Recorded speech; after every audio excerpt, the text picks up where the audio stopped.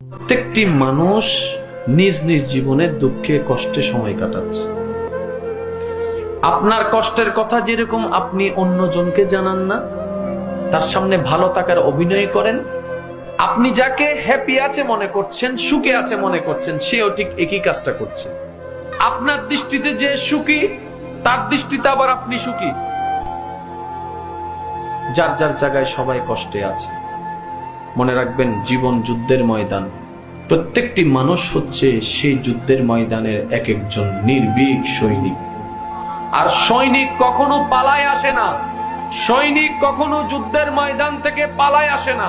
যতক্ষণ প্রাণ থাকবে সে লড়ে যাওয়ার চেষ্টা করেই যাবে। আজকে থেকে 4-5 বছর আগেও আমাদের জীবনে কষ্ট দুঃখ ছিল কি ছিল না? টেনশন ছিল কি ছিল না?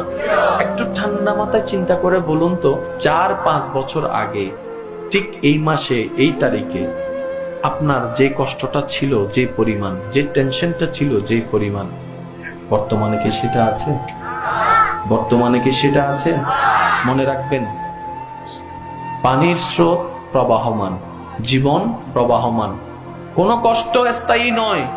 সময়কে সময় দিন, সময়ও আপনাকে উত্তম সময় এনে দিবে। বিপদে দুঃখে কষ্টে পেরেশানিতে মন ছোট করা চলবে না। মনে রাখবেন, প্রতিটি বিপদ আমাদের জন্য আরেক ধাপ সামনে এগিয়ে যাওয়ার এক একটা সিঁড়ি। আল্লাহর রহমতের উপর ভরসা করে চলতে থাকুন। মনকে প্রসন্ন রাখুন, মনকে প্রশান্তি রাখুন। বলবেন, আমার আল্লাহ যখন যা করবে দেখা যাবে, সেটাই আমার জন্য ভালো হবে। বান্দা হিসেবে আল্লাহর সন্তুষ্টির উপর নিজেকে সন্তুষ্টি রাখতে পারার নামেই হচ্ছে বান্দার কাজ।